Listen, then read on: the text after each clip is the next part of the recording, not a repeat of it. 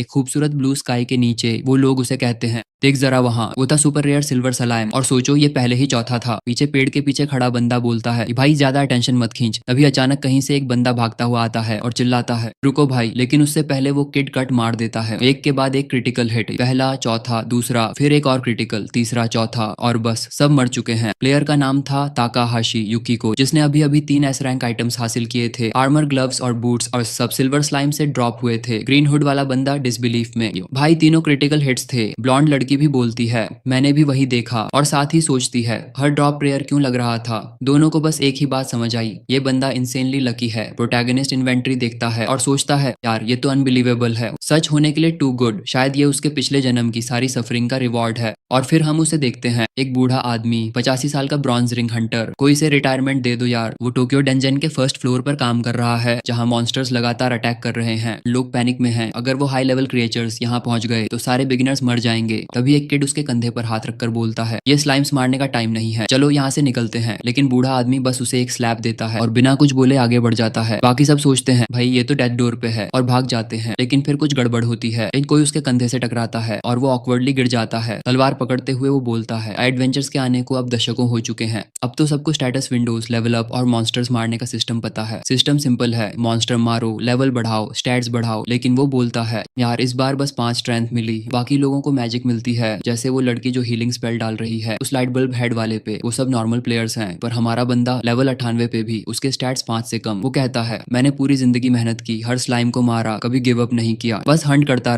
रहा जब तक लेवल 98 नहीं पहुंच गया। सिर्फ स्लाइम्स मारे, कुछ और नहीं। लेकिन अब एक और काटने के बाद भी कुछ नहीं बदला। अनबिलीवेबल। मैक्स लेवल था 99 और उसे पूरा यकीन था कि उस लेवल पर कुछ स्पेशल जरूर होगा। कोई चांस नहीं था कि वो जिंदगी भर सिर्फ फेलियर बने रहने के लिए पैदा हुआ हो। वो सीधा स्लाइम की तरफ भागता है, नंगी हाथों से एक जोरदार स्मैक मारता है, मर जा हरामखोर। पूरी ब्रूटैलिटी के साथ उसे फाड़ डालता है, यहाँ तक कि काट भी लेता है। और तभी लेवल अप, आखिरकार वो 99 तक पहुंच गया। कांपते हुए वो बोलता है, ये है वो रिवॉर्ड मेरे हर दर्द, हर स्ट्रगल का। लेकिन सिस्टम कूली दिखाता है, स्ट्रेंथ प्लस 1 बस। अब उसकी ग्रैंड टोटल पावर पूरे 6 पॉइंट्स। बूढ़ा आदमी डिसबिलीफ में जमीन पर मुक्का मारता है, क्या दुनिया मेरे साथ मजाक कर रही है? क्या मेरी पूरी जिंदगी बेकार चली गई? चारों तरफ मॉन्स्टर्स घिरने लगते हैं और वो सोचता है, अब इस दुनिया से कोई उम्मीद नहीं बची। उसके लिए तो ये फाइन था, क्योंकि उसकी जिंदगी पहले से ही मिजरी थी। हर कोई उसे ह्यूमिलिएट करता रहा। वो अपनी माँ को नहीं बचा पाया, जिसने हमेशा उसका साथ दिया। उसने अपनी छोटी बहन के सपने भी तोड़ दिए। आखिरकार ये कर्स्ड लाइफ खत्म हो रही थी, डेथ, बस इतना ही सिस्टम कहता है। लेकिन तभी अचानक मैट्रिक्स जैसा ग्लिच आता है। सिस्टम अनाउंस करता है, strange error detected in Takahashi Yukito's system. और फिर मैसेज आता है, एरर को फिक्स करने के लिए लाइफ रोल बैक शुरू किया जाएगा। सिस्टम माफी के तौर पर उसे देता है एक सीक्रेट पैरामीटर, जिसमें पूरे 9999 पॉइंट्स हैं। उसकी जिंदगी ऑफिशियली खत्म होती है और फिर अचानक वो अपनी आंखें खोलता है।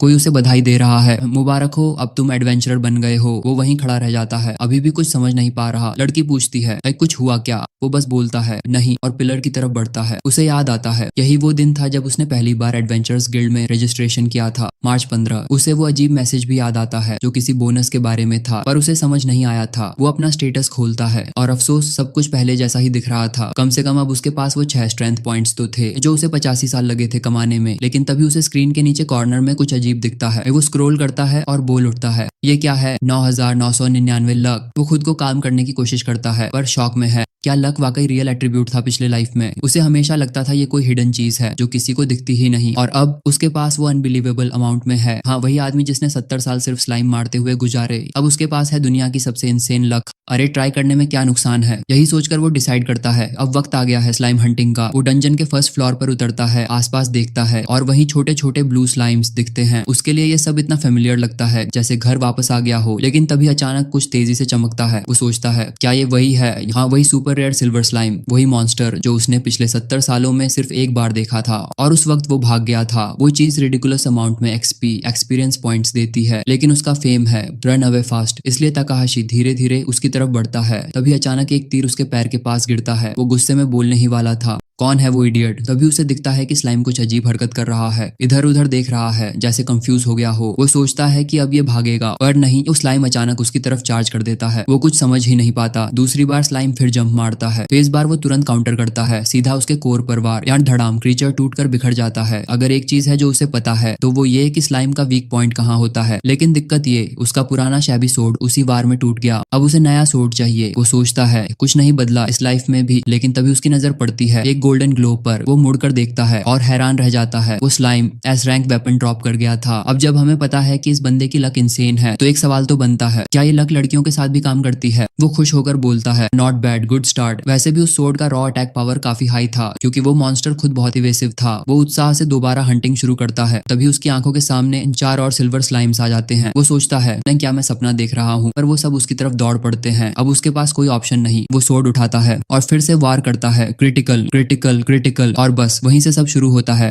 एस रैंक आइटम्स की बारिश जमीन पर गिरती है। उसके बाद वो करीब 1 घंटे तक हंट करता रहता है। कुल मिलाकर उसे 10 सिल्वर स्लाइम्स मिलते हैं जो उसने अपने पिछले लाइफ में 70 साल में सिर्फ एक बार देखे थे। और मजे की बात, ज्यादातर स्लाइम्स से रेयर लूट ड्रॉप्स हो रहे थे। उसका बैकपैक ऑलमोस्ट भर चुका था। अब तो कोई शक ही नहीं था। से उसकी लक वाकई too good to be true थी। वो घास पर बैठता है, मुस्कुराता है और सोचता है, अब इस पावर के साथ मैं कोई बन सकता हूँ, अपनी फैमिली को खुश कर सकता हूँ, अपनी बीमार माँ का ध्यान रख सकता हूँ और अपनी छोटी बहन की मदद कर सकता हूँ। और तभी उसे याद आता है उसकी फैमिली अब भी है। वो सोचता है, क्या वो सब ठीक होंगे? उसे अपने घर गए हुए पूरे 70 साल हो चुके थे। अब वो बस एक ही चीज चाहता था, घर लौटना और अपनी फैमिली से दोबारा मिलना। सामने था उसका पुराना घर। वो सोचता है, क्या ये वही 2nd फ्लोर वाला था? एक एक घर के पास से गुजरता हुआ वो एक दरवाजे के सामने रुकता है। बोर्ड पर लिखा है ताकाहाशी 203। वो खुद को काम करने की कोशिश करता है, एक गहरी सांस लेता है, सब ठीक रहेगा। जैसे ही वो दरवाजा खोलने की हिम्मत जुटाता है, दरवाजा खुद खुल जाता है और सामने खड़ी है उसकी छोटी बहन नोजोमी। बेचारा भाई 70 साल बाद अपनी सिस्टर को देख रहा था, पर अब तो वो पूरी ई गर्ल बन चुकी थी। किसी को बोलो उसके बाल कटवाए और वरना गलत रास्ते पे निकल जाएगी। फिर भी वो उसे जोर से गले लगाता है। नोजोमी शौक में पूछती है, भाई ये क्या प्रैंक है? कहीं हिडन कैमरा तो नहीं? पर यूकिटो सीधा कसम खाता है, इस लाइफ में मैं किसी को भी खोने नहीं दूंगा। जो मेरा कीमती है उसे मैं बचाऊंगा। अब मुंह फिसल गया। उसने अपनी सिस्टर को बता दिया कि उसके पास सुपर लक है। वो उत्साहित होकर पूछती है, तो इसका मतलब हम माँ को बचा सकते हैं? वो मुस्कुराता है, ऑफ कोर्स, बस थोड़ा और मेहनत करनी होगी। लेकिन जैसा हमेशा होता है, ऐसा बोलते ही बैड लक वेव आ जाती है। अगले ही दिन वो अपने सारे एस रैंक आइटम्स बेच देता है एकदम फॉर्चून के दामों में, और उस पैसे से वो सीधा जाता है ऑक्शन हाउस में, जहाँ वो 10,000 कैश फेंक देता है रिकवरी एलिक्सियर पर। अब सीन कट होता है हॉस्पिटल। भाई ये बंदा तो पूरा 200 IQ प्रोटैगनिस्ट निकला। सोचो जरा, मैं कैरेक्टर जो वाकई में दिमाग यूज करता है। उसकी माँ वहाँ बैठी है और सरप्राइजिंगली वो किसी नॉर्मल औरत जैसी दिखती है। आजकल की स्टोरीज में तो माँ फुल टाइम एक्ट्रेसेस लगती हैं। वो पूछती है, तुम लोग कैसे हो? तो यूकिटो बोलता है, माँ ये तो मुझे पूछना चाहिए, जो आप कैसी हैं? नोजोमी उसे खाना देती है पर माँ डांटती है, पैसे वेस्ट मत करो मुझ पर। अभी यूकिटो मुस्कुराकर कहता है, अब पैसों की चिंता छोड़ दो, मेरे पास आपके लिए एक छोटा सा गिफ्ट है। वो अपनी जेब से पोशन निकालता है। नोजोमी खुश होकर बोलती है, भाई प्राउड फील हो रहा है, डंजन में फाइट करके पैसे कमाए और ये खरीदा। माँ हैरान, इतना पैसा कहाँ से आया जब तूने अभी अभी एडवेंचर शुरू किया है? वो हंसता है, तो थोड़ा लकी हूँ बस। और ये सच भी था। माँ बिना किसी झिझक के बोली, अरे यहाँ ज्यादा ड्रामा मत कर। वो बोतल उठाती है, सीधा एक बड़ा गल्प लगाती है और चमकने लगती है। वो पूछते हैं, माँ कैसी फील कर रही हो? वो मुस्कुराती है, हल्का लग रहा है, अब तो सांस भी ठीक से ले पा रही हूँ। यूकिटो उछल पड़ता है। यस। नोजोमी उससे हाई फाइव करती है और यूकिटो हंसते हुए कहता है, पुडिंग खा लो। एलिक्सिर के बाद उसकी माँ की हालत सच में सुधर जाती है, बीमारी रुक जाती है और वो धीरे धीरे रिहेबिलिटेशन शुरू करती है। और हाँ, कहानी आगे शुरू करने से पहले वीडियो को लाइक और हाइप करना मत भूलना। अब हम वापस होम जा रहे हैं। सोचो जरा, अब इस बच्चे को और क्या चाहिए होगा? उसने तो वो सब कुछ हासिल कर लिया जिसका उसने कभी ड्रीम देखा था। और क्योंकि ये बंदा पूरा चैट प्रोटैगनिस्ट है, जैसे ही उसकी माँ रिकवर हुई उसने उसे वापस भेज दिया उसके नेचुरल हैबिटेट में। उसकी सिस्टर खुश है पर वो कहता है, नहीं अभी भी काफी नहीं है, वो पोशन तो बस एक टेम्परेरी फिक्स था, परमानेंट क्योर नहीं। नोजोमी पूछती है, ये तो अब करेंगे क्या? वो कामली बोलता है,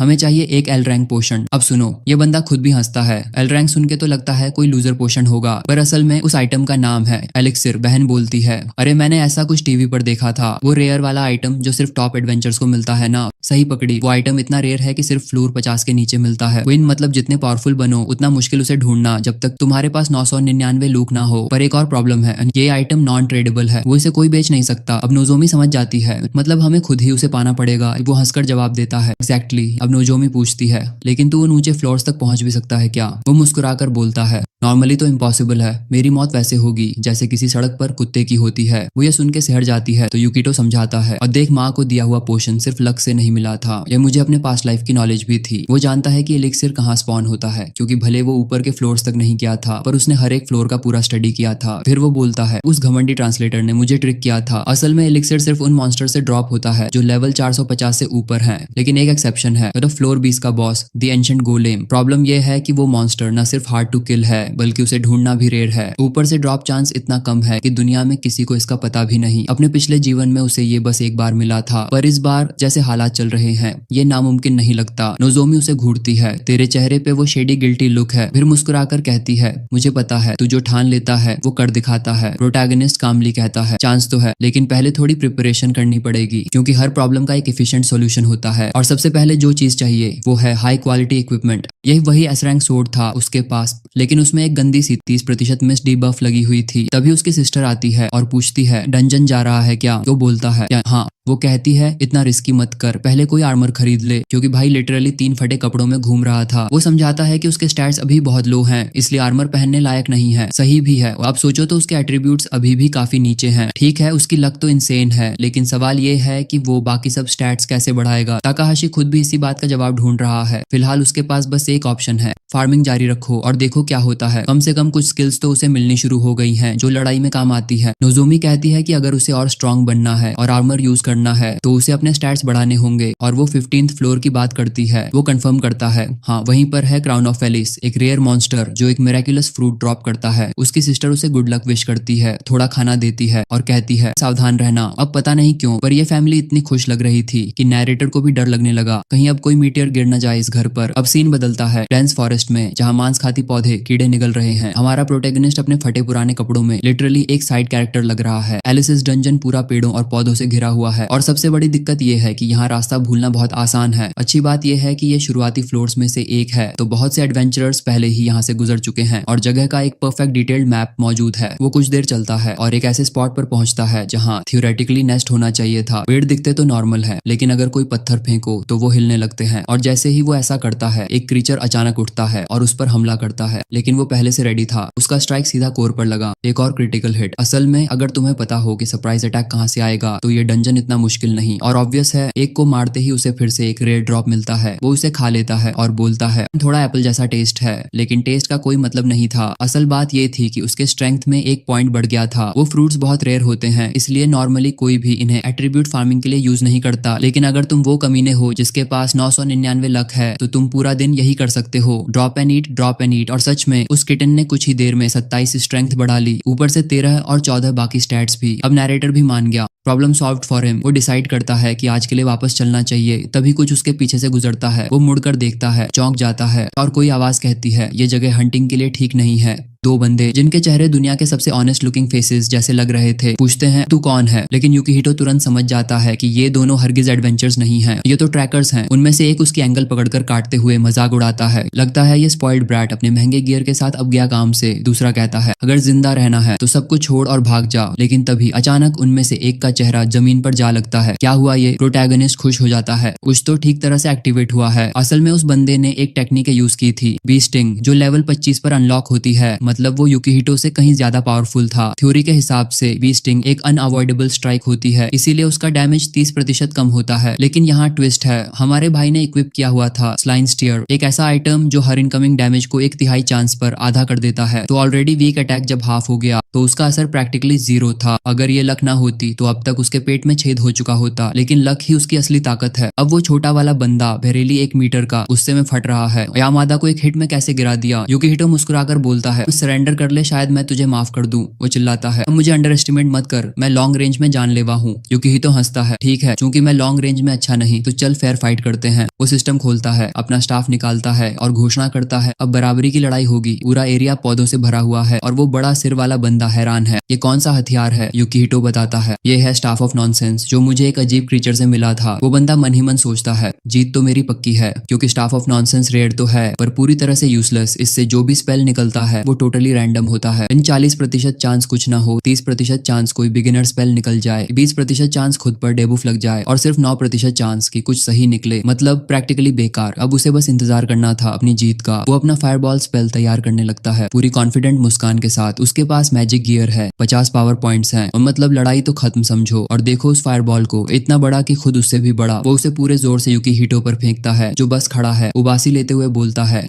फाइनली खत्म हुआ तेरा ड्रामा। फिर यूकीहिटो अपना स्टाफ नीचे जमीन की तरफ पॉइंट करता है और बूम, ऊपर से डायनासोर का एंड सीधे उस बंदे पर गिरता है। प्रोटैगोनिस्ट दोनों हाथ ऊपर उठाता है, स्टाफ सीधा आसमान की तरफ, और अचानक उसका फायरबॉल कहीं बड़ा हो जाता है। वो सीधा गिरता है और उस आदमी को पूरी तरह से कुचल देता है। वो बंदा इतनी भयंकर हिट झेल नहीं पाता, घुटनों पर गिरता है, रेंगते हुए भागने की कोशिश करता है, बड़बड़ाता है, और कैसे आकर यूकीहिटो ने इमीडिएट समन कर लिया। एक और ब्लास्ट उसकी पीठ पर गिरती है। एक्सप्लोजन से पहले ही उस बेचारे ने डर के मारे अपनी पैंट गीली कर ली थी। वो धमाका इतना बड़ा था कि पूरा जंगल क्रेटर में बदल गया, और जो हालत उस बंदे की बची थी उसे देखना भी मुश्किल था। डाउन साइड ये कि यूकीहिटो ने स्टाफ ऑफ नॉनसेंस को इतना जोर से यूज किया कि वो पूरा शैटर्ड हो गया। वो लंबी सांस लेते हुए कहता है, सॉरी भाई, तुम्हारी सोल और तुम्हारे चबी दोस्त के लिए भी माफी। किसी की किस्मत इतनी बैड भी नहीं हो सकती कि मेरी लक से टकरा जाए। लेकिन फिर उसे याद आता है ये दोनों तो क्रिमिनल्स थे, इनको यूं ही छोड़ नहीं सकता। वो कुछ ब्रांचेस पकड़ता है, उन दोनों को बांधता है और लिटरली उन्हें घसीटते हुए जंगल से बाहर ले जाता है। सीधा पुलिस स्टेशन में दोनों को डिलीवर कर देता है। अब इंटरेस्टिंग बात ये है, वो तो वैसे भी बाहर निकल रहा था, पर इस तरह उसने एक एक्स्ट्रा क्वेस्ट भी पूरा कर लिया। अगले दिन यूकीहिटो एडवेंचरर गिल्ड पहुंचता है और बोलता है वो मुझे कोई नई मिशन चाहिए, लेकिन रिसेप्शनिस्ट पहले से ही मुस्कुराते हुए कहती है पुलिस ने सब रिपोर्ट कर दी है और तुम्हें 2 खतरनाक डकैतों पकड़ने के लिए कंग्रेचुलेशंस। फिर वो छोटी सी बेल बजाती है, फिर से कंग्रेचुलेशंस देती है और बोलती है अब से तुम सिल्वर रैंक एडवेंचरर बन गए हो। तो यूकीहिट पूरा कंफ्यूज हो जाता है, ये क्या, मैंने तो बस एक डंजन क्लियर किया था, ये इतना बड़ा प्रमोशन कैसे? वो बताती है इस दुनिया में सिल्वर रैंक तक पहुंचना कोई जोक नहीं, सालों साल मेहनत करनी पड़ती है, कई डंजन्स क्लियर करने पड़ते हैं और सैकड़ों मॉन्स्टर्स मारने पड़ते हैं। लेकिन इस बार उसे स्पेशल रिवॉर्ड मिला है क्योंकि उसने रेड आर्म नाम की क्रिमिनल ऑर्गेनाइजेशन के 2 मेंबर्स को पकड़ा। वो वही ग्रुप था जो कई डंजन्स में गंदगी फैला रहा था, इसलिए उस काम के बदले उसे वो एक्सपीरियंस मिल गया जो सिल्वर रैंक तक पहुंचने के लिए चाहिए होता है। यूकीहिटो के चेहरे पर एक हल्की मुस्कान आती है। वो समझ जाता है कि उन दोनों को पुलिस को सौंपना उसकी जिंदगी का बेस्ट डिसीजन था। वो सिल्वर बैज हाथ में पकड़ता है और रिसेप्शनिस्ट बोलती है हम तुम्हारे आगे के अचीवमेंट्स देखने के लिए एक्साइटेड हैं, ये उसके लिए परफेक्ट था। अब जब वो सिल्वर रैंक बन गया था तो वो सीधा 30वें फ्लोर तक जा सकता था, और चूंकि जो क्रिएचर एलेक्जेर रखता था वो 20वें फ्लोर पर था, तो अब उसके पास वो सब था जो उसे चाहिए था। फौरन उसने वही रिक्वेस्ट कर दिया, लेकिन महिला रिसेप्शनिस्ट ने कहा कि धीरे चलो, अभी तो वो अभी सिल्वर में प्रमोट हुआ था, क्या जल्दी नहीं है हार्डर लेवल्स के लिए? वो उनके कंसर्न के लिए शुक्रिया करता है, पर वो जाने ही वाला था। खुश था वो क्योंकि एक्सपेक्टेड से जल्दी रैंक अप हो गया था। शायद फिर से उसकी लक का असर था। जैसे ही वो एसोसिएशन से निकलता है, एक बूढ़ा आदमी उसे रोकता है और थोड़ी देर चाहता है। यूकीहिटो पूछता है क्या बात है, और बूढ़ा आदमी जानना चाहता है कि क्या वही इंसान था जिसने गैंगस्टर्स को हराया। दीवार पर लगे पोस्टर्स देखते ही प्रोटैगनिस्ट स्वीकार कर लेता है, हाँ वही उसने किया था। वो दोनों इडियोटिक क्रिमिनल्स उसकी तरफ स्नीक अटैक करने की कोशिश कर रहे थे। अचानक बूढ़ा कांपने लगता है, आंसुओं से चमकता हुआ, और पूरे दिल से उस लड़के का धन्यवाद करता है। वो एक पोस्टर उतारता है और बताता है कि उन गुंडों ने उसके बेटे की हत्या कर दी थी। पुलिस भी उन्हें ढूंढ नहीं पाई थी, पर अब आखिरकार किस्मत का बदला मिल गया था। यूकीहिटो कहता है कि उसने कुछ खास नहीं किया, बस अपना काम किया एक एडवेंचरर की तरह। पर बूढ़ा आदमी टूटकर रोता है और कहता है कि अब वो अपने बेटे की अंतिम विदाई में जा सकेगा और कह सकेगा कि बदला ले लिया गया। फिर वो चला जाता है और यूकीहिटो को एहसास होता है अपनी पिछली लाइफ के बाद पहली बार किसी ने उसे डंजन के काम के लिए थैंक्स कहा था। वो फीलिंग सच में अलग थी। जैसे ही उसकी जिंदगी बेहतर होने लगी थी, एक सच उसे याद आता है, उसने बूढ़ा मर गया था क्योंकि पृथ्वी पर आई क्रीचर्स की स्वार्म ज्यादातर हंटर्स से भी ज्यादा पावरफुल थी। वो सोचता है क्या वो कुछ कर सकता था, पर जल्दी ही रियलिटी में लौट आता है। अभी तो उसने बस फार्मिंग शुरू किया था, ग्रो होना अभी बाकी था, कोई बड़ा काम अभी नहीं कर सकता था। तो वो खुद को पीछे थप्पड़ मारता है और फोकस कर लेता है। सबसे पहली प्रायोरिटी अब उसकी माँ की हेल्थ थी, उसे ठीक रखना था। सीन बदलता है, केव में टूल्स एक स्टोन टेबल पर बिखरे हुए हैं और एक गंजा आदमी अपनी मुट्ठी बजाकर कर्सेस कर रहा है। वो विश्वास नहीं कर पा रहा कि वे गुंडे मर भी गए। अब वो दूसरी औरत भी अपनी सजा नहीं सीखेगी, ऊपर से वो अपने बड़े भाई को चुकाने के लिए फी भी अफोर्ड नहीं कर पाएगा। वो एक डैगर उठाता है, अखबार पर नजर डालता है और कसम खाता है कि जिसने उसके प्लान्स रद्द किए वो बेरहमी से सजा पाएगा। लेकिन फिर अचानक वो शांत हो जाता है। उसे कॉशन बरतनी होगी। ये आदमी अकेले ही 2 हाई लेवल फाइटर को हरा चुका था। कम से कम इतना तो साफ था कि वो स्ट्रांग था। तो अब उसे परफेक्ट प्लान बनाना था, एक फ्लॉलेस स्ट्रेटेजी। और अब यूकीहिटो किस्मत से थोड़ा आउट ऑफ लक था क्योंकि इस आदमी के प्लान्स कभी फेल नहीं होते। अगले दिन यूकीहिटो पहले से ही 15th फ्लोर में था, जिसे कहते हैं द सॉलिटरी माउंटेन। एक ऐसी जगह जहाँ रास्ते तंग थे, जमीन खतरनाक थी और बहुत से लोग वहीं गिरकर या फंसकर मर जाते थे। ऊपर से ये इलाका बैंडिट्स के लिए मशहूर था, लेकिन उसकी लक उसे बचा रही थी। वो अपनी सोट दीवार में गाड़ता है, छलांग लगाता है, ऊपर तक पहुंच जाता है। तभी एक ईगल उस पर झपटता है। उसका प्लान साफ था, बस लगातार लेवल अप करना जब तक कि वो इतना स्ट्रांग न हो जाए कि 20वीं फ्लोर को चैलेंज कर सके। वो कुछ आर्माडिलोस को खत्म करता है, कुछ पोकेमॉन जैसे दिखने वाले जानवरों को भी काट देता है, फिर बेयर्स को स्ले करता है और ढेर सारे आइटम्स इकट्ठे करता जाता है। उधर वो आदमी जो उसे मारना चाहता था वो सब कुछ शैडोज से देख रहा था। वो गुस्से में बड़बड़ाता है, केवल एक स्लाइम सोडू और बिना आर्मर के ये लड़का सब कुछ सोलो कर रहा है। बिल्कुल वही है, लेकिन उसने कभी नहीं सोचा था कि वो बच्चा उसी की टेरिटरी में आएगा। वो खुद को शांत करता है, अभी हमला करने का कोई मतलब नहीं, बस इंतजार करो जब ये ब्रैट अपनी गार्ड गिरा दे। रात में युकिहिटो एक छोटा कैंप फायर जलाता है और वो स्टॉकर समझ जाता है कि ये बच्चा इस डंजन में कुछ दिन रुकने वाला है। यहीं से उसके दिमाग में एक विकेड आइडिया आता है, एक ऐसा प्लान जिससे वो युकिहिटो की जिंदगी बर्बाद कर देगा। वो दौड़ पड़ता है। टिम पहले ईगल्स को हंट करता है ताकि वो बाकी कीड़े ना खा सकें। फिर वो ढेर सारा खाना उन शैडो ग्रास हॉपर्स को खिलाता है जो इवॉल्व होकर और भी डरावने बन जाते हैं। वो दूसरे मॉन्स्टर्स को खा जाते हैं और एक्सपोनेंशियली मल्टीप्लाई करते जाते हैं। चौथी वेव तक आते आते वो मुस्कुराता है। अब क्या, तो प्लान परफेक्ट है। अब ऐसा लगेगा जैसे कोई अनलकी एडवेंचरर मॉन्स्टर्स के झुंड में मर गया हो। वो सबको इंसेक्ट रिपेलेंट से स्प्रे करता है और इंस्टेंट उस सारे कीड़े पागलों की तरह ऊपर नीचे भागने लगते हैं। लगता है ये आदमी कोई इंसेक्ट टेमर है। वो मॉन्स्टर्स उसे बिल्कुल इग्नोर करते हैं। उधर युकिहिटो शांत मन से फार्मिंग कर रहा है, ऑनेस्टली लकी एज हेल अपने काम में लगा हुआ। और तभी उसे एक अजीब आवाज सुनाई देती है। वो मुड़कर देखता है और सामने एक स्टॉर्म ऑफ मॉन्स्टर्स उसकी तरफ बढ़ रहा है। ब्रेथ लोकस्ट्स वो बड़बड़ाता है इतनी तादाद में कि अकेले संभालना नामुमकिन था। वो तुरंत अपनी सोड म्यान में डालता है और भागता है कि उसे दूसरे एडवेंचरर्स ढूंढने होंगे जो इस डिजास्टर में उसकी मदद कर सके। उस वक्त युकिहिटो को अपने पिछले जन्म की एक बात याद आती है, एक कॉन्वर्सेशन जो उसने कभी सुनी थी जहाँ कुछ एडवेंचरर्स इसी डंजन की बात कर रहे थे। वो किसी केव का जिक्र कर रहे थे जो सब कुछ आसान बना देती थी। वो अपने दिमाग में पुराना मैप रिकॉल करता है और बिना वक्त गंवाए उस पहाड़ की तरफ निकल पड़ता है जो डिस्क्रिप्शन से मिलता था। वक्त नहीं है सोचने का।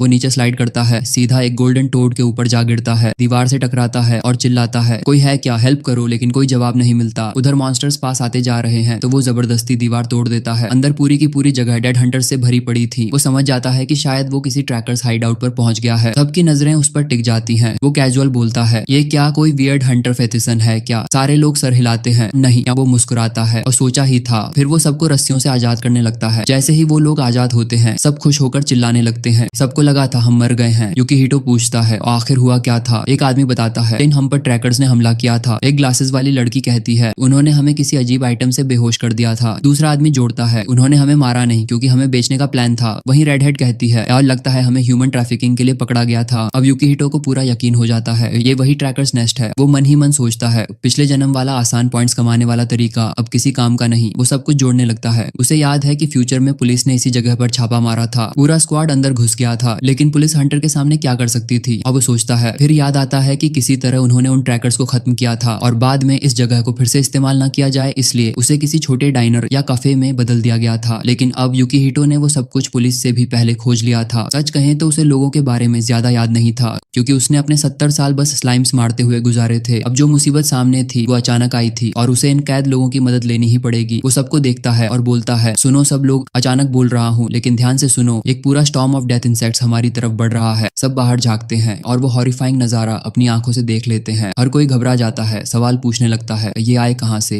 इतने सारे कैसे? युकिहिटो उन्हें रोकता है, टाइम नहीं है समझने का, अगर जिंदा रहना है तो सबको मिलकर मेरे साथ कोऑपरेट करना होगा। सारा ग्रुप थोड़ा परेशान था। मोहॉक वाला बंदा बोला, इतने सारे क्रीचर्स हैं, भागने का तो कोई चांस ही नहीं है। ब्राउन हेड लड़की ने कहा, भाई पॉसिबल ही नहीं है, हमारे पास ना वेपन्स हैं ना आर्मर, कुछ भी नहीं। ग्रे हेड लड़का बोला, सारा सामान तो उन डैम ट्रैकर्स ने छीन लिया था, लेकिन अगर किसी के पास फुल इन्वेंट्री थी तो वो था युकिहिटो। वो कामली बोला, डोंट वरी। फिर उसके मेन्यू से एक आवाज आती है और ऊपर से आइटम्स की बारिश होने लगती है। वो कहता है, जो चाहिए ले लो। सारे कंफ्यूज्ड हो जाते हैं। वो सोचते हैं, ये बंदा सब कुछ ऐसे क्यों दे रहा है? वो हंसकर कहता है, डोंट वरी, रख लो सब परमानेंटली। सबके होश उड़ जाते हैं क्योंकि नीचे पड़े सारे आइटम्स रेयर या उससे ऊपर के हैं। लोग सोचने लगते हैं, और इतना गियर कोई कैरी कैसे कर सकता है? किसी ने उसका नाम कभी नहीं सुना, ना उसे हाई रैंक पर देखा, फिर भी उसके पास इतना सब कुछ है, ये सस्पिशियस तो है। फिर भी सब बिना सवाल किए गियर उठाते हैं और इक्विप कर लेते हैं। कोई हॉर्न हेलमेट पहनता है, कोई ऐसा आउटफिट निकाल लेती है जो देखकर कोई भी बोले, ये तो चीटिंग आउटफिट लग रहा है। ब्लॉन्ड किड अपनी शाइनी सोर्ड देखकर हैरान था। Bro this is insane. Glasses वाली लड़की पूछती है, युकिहिटो क्या तुम श्योर हो कि हम ये रेयर आइटम्स रख सकते हैं? वो हंसकर बोलता है, हाँ रख लो, बस बदले में मेरी हर कमांड माननी पड़ेगी। सब पहले थोड़े डाउटफुल थे लेकिन जैसे ही उन्होंने नए आर्मर और वेपन्स पहन लिए सबके चेहरे पर कॉन्फिडेंस आ गया। हॉर्नेट लड़की बोली, मैं शॉर्ट्स मेल कर दूंगी। दूसरी ने कहा, इन मॉन्स्टर्स का तो आज अंत है। युकिहिटो थोड़ा इमोशनल हो जाता है। उसे वो वक्त याद आता है जब किसी ने उसे शोल्डर चेक किया था। फिर कोई विस्पर करता है, ब्रो ये सब पैसे की पावर है, कोई सच में ऐसे पसंद नहीं करता। पर युकिहिटो बस मुस्कुरा देता है, डजंट मैटर। अब पूरा ग्रुप रेडी है, सबके चेहरे पर वही फेक फ्रेंडली स्माइल है। वो सबको समझाता है, कैव का एंट्रेंस नराव है, हम इसे एडवांटेज की तरह यूज करेंगे। प्लान सिंपल है, मैं आगे रहूंगा, मॉन्स्टर्स को अट्रैक्ट करूंगा, तुम सब पीछे से फ्लैंक करने वालों को खत्म करना। सब एग्री करते हैं। युकिहिटो सोर्ड निकालता है और बोलता है, get ready for the fight. पर फाइट शुरू नहीं होती क्योंकि मॉन्स्टर्स आधे घंटे से चार्ज कर रहे हैं लेकिन अभी तक पहुंचे ही नहीं। और जैसे ही वो ये बोलता है, एक उसके पैरों के नीचे से निकलता है, दूसरा गिरता है, फिर फायर फायर बॉल्स उड़ते हैं, मैजिक ब्लास्ट्स होते हैं और पूरी माउंटेन हिलने लगती है। प्रॉब्लम ये थी कि क्रीचर्स इतने ज्यादा थे कि वो केव को ही काटने लगे थे। एंट्रेंस पर हालत बहुत टाइट थी, ग्रुप थक चुका था, लेकिन मॉन्स्टर वेव रुक ही नहीं रही थी। यूकीहिटो समझ जाता है कि सिर्फ नैरो पैसेज वाला प्लान अब काम नहीं करने वाला। इतने सारे मॉन्स्टर्स को वो अकेले रोक नहीं सकता। और तभी सीलिंग जोरों से हिलने लगती है। वो चिल्लाता है, होल्ड योर ग्राउंड, फॉर्मेशन मत तोड़ना। पर तभी सीलिंग पूरी तरह क्रैक हो जाती है और सब बिखर जाते हैं। अब कोई फॉर्मेशन नहीं, और सब अलग अलग दिशाओं में भागने लगते हैं। हर आदमी अपने लिए वाला सीन बन जाता है। पर ये तो केव है और भागने की जगह भी नहीं। यूकीहिटो की नजर एक अबैंडन्ड माइन शाफ्ट पर पड़ती है। थोड़ा अनस्टेबल दिख रहा था, लेकिन काम आ सकता था। दूसरी तरफ वो कुछ डायनामाइट भी पड़ा देखता है। वो शायद ट्रैकर्स इसे केव एक्सपैंड करने के लिए इस्तेमाल करने वाले थे। अब वो खुद इसे यूज कर सकता था। वो धीरे धीरे जाकर डायनामाइट उठाता है। इंसेक्ट्स सरप्राइजिंगली शांत खड़े हैं, जैसे इंतजार कर रहे हों। वो सबको आदेश देता है, सब लोग डायनामाइट उठा लो। और सच में ये बग्स तो दुनिया के सबसे वेल बिहेव्ड मॉन्स्टर्स लग रहे थे। पर जैसे ही वो ये सोचता है, फ्रंट लाइन में कुछ बग्स उस पर टूट पड़ते हैं। ब्रो, ऊपर से गिरने वाले कहाँ गए? वो बड़बड़ाता है। कई घंटों तक वो सब उन क्रीचर्स से लड़ते रहते हैं, जब तक केव में सिर्फ एक ट्रायंगल सा हिस्सा बचता है। पीछे की तरफ एक बड़ा सा होल खुल चुका है। ग्लासेस वाली लड़की कहती है, बस दो ऑप्शन है, कूद कर मर जाओ या आगे बढ़कर मर जाओ। हॉर्न्ड बंदा जो सबसे स्ट्रॉन्ग था, वो भी बोल देता है, अब नहीं हो पाएगा भाई। यूकीहिटो पीछे मुड़कर देखता है, धीरे से कहता है, मैं ऐसा एंड नहीं चाहता था, पर अब यही आखिरी रास्ता है। वो सबको बुलाता है, सारा डायनामाइट दो। ग्रुप अब पूरी तरह उस पर भरोसा करता है। वो जानता है लो इंटेलिजेंस मॉन्स्टर्स हमेशा सबसे डेंजरस दिखने वाले टारगेट पर टूटते हैं, और इस वक्त वो खुद वही टारगेट है। रेड हेड वाली साइड से और एनिमीज अंदर आते हैं। वो घबरा कर बोलती है, अब तो कोई रास्ता नहीं बचा। यूकीहिटो सबको चिल्लाकर कहता है, भागो, सब बाहर निकलो, मैं संभाल लूंगा। कैओस फैल जाता है और सब एग्जिट की तरफ भागते हैं और यूकीहिटो पीछे रह जाता है। वो सोचता है, जिंदगी में रिस्क लेना पड़ता है, लेकिन भाई तेरी लक तो 9999 है। तेरे लिए रिस्क मतलब मजाक है। फिर वो बिना किसी डर के 13 डायनामाइट स्टिक्स जलाता है और माउंटेन से कूद जाता है।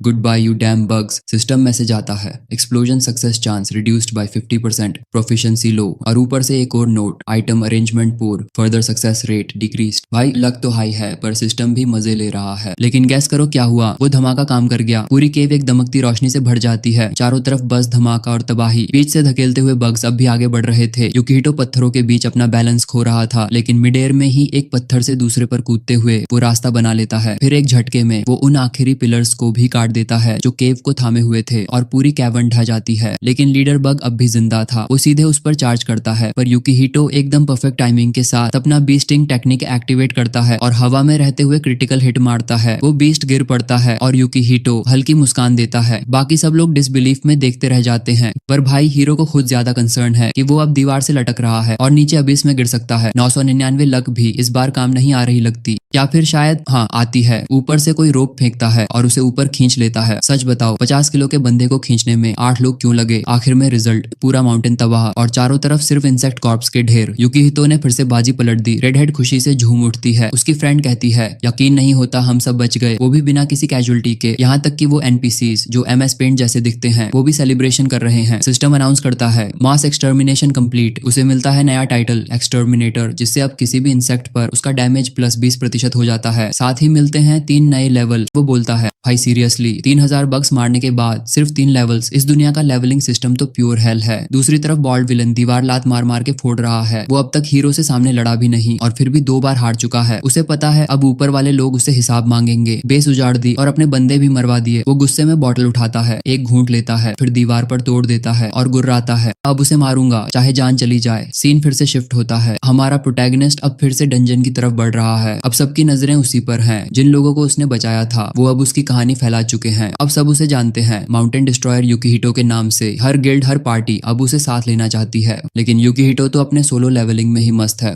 कहता है, टीम नो ब्रो, मैं अकेला ही काफी हूँ। उसे पता है टीममेट्स रखने का मतलब है लूट डिस्ट्रीब्यूशन रैंडम हो जाना और इससे एलिक्सर पाने के चांसेस कम हो जाएंगे। वो कहता है, जितने ज्यादा लोग उतनी कम क्वालिटी की रिवॉर्ड। अकेले रहना ही बेहतर है। आखिर उसकी लक अमेजिंग तो है, पर ऑमनीपोटेंट नहीं। तो उसका प्लान साफ है और सोलो रन। अगला सीन, घर में एक छोटा सा सेलिब्रेशन। टेबल पर खाना भरा पड़ा है और वो बोलता है, खाने के लिए धन्यवाद। उसकी माँ और छोटी बहन दोनों मुस्कुरा रही हैं। वो पुराने दिनों वाली वार्म फैमिली वाइब पूरे रूम में भर जाती है। बहन बोलती है, भाई सुना है तुम 24वीं मंजिल जाने वाले हो। माँ डर के साथ पूछती है, बेटा वहाँ से सिर्फ 15% लोग ही लौटते हैं, बाकी सब। लेकिन यूकीहिटो हंसकर कहता है, माँ टेंशन मत लो, मैं कोई आम एडवेंचरर नहीं हूँ। माँ फिर भी कहती है, ज्यादा जोर मत लगाना। वो हल्की सी हंसी के साथ कहता है, माँ मुझे अपने हेल्थ की नहीं तुम्हारी हेल्थ की चिंता है। बहन थैंकफुल नजरों से देखती है। माँ मुस्कुराती है और फिर सब साथ में खाना खाने लगते हैं। वो पानी का एक बड़ा गल्प लेता देता है और कहता है चलो अब निकलता हूँ इलिक्सिर ढूंढने 24th floor dungeon of the pillars. 50 frame तक तो बस वो खा रहा था, हंस रहा था और अब अचानक वो मेज में स्प्रिंट कर रहा है, तलवार से हर तरफ दुश्मनों को काटते हुए आगे बढ़ रहा है। ये जगह अलग है, यहाँ के क्रीचर्स पूरी तरह इनऑर्गेनिक टाइप्स हैं जिनके अंदर जरा भी रहम नहीं, मौका मिले तो एक सेकंड में मार डालेंगे। एक गार्गोयल साइड से अटैक करता है, यूकीहिटो तुरंत स्पिन लेकर काउंटर करता है और अपनी स्लाइम सोर्ड से उसे आधा काट देता है। वो रुकता नहीं, आगे बढ़ता जाता है डीपर और डीपर, जब तक कि वो जायंट गोलेम के सामने नहीं पहुंच जाता। पहले वो उसकी मूवमेंट्स ऑब्जर्व करता है, हर पंच हर स्टॉर्म का रिदम समझता है, फिर सही मौके पर डैश करके उसकी आर्म काट देता है। गोलेम गिरता है और उसके सामने खुलता है बॉस डोर। अब जो आउटकम होगा वही उसकी जिंदगी का नया चैप्टर तय करेगा। डोर खुलता है और अंदर एक अजीब चेंबर है, पहली बार उसने ऐसा देखा, और बीच में कुछ ग्लोइंग स्ट्रक्चर है और अंदर जाते ही डोर अपने आप बंद हो जाता है। कम से कम इस बार कोई कर्स्ड स्टैचू हंस नहीं रही, बस वो एंशिएंट गोलेम, वो मॉन्स्टर जो एलिक्सिर की रक्षा कर रहा है। द 24th फ्लोर बॉस, भारी आर्मर, खतरनाक ताकत और डर पैदा करने वाली एनर्जी के साथ। लेकिन यूकीहिटो बस मुस्कुराता है, उसे पता है स्टैट्स चाहे जितने भी हों, स्ट्रैटेजी और लक दोनों मेरे साइड में है।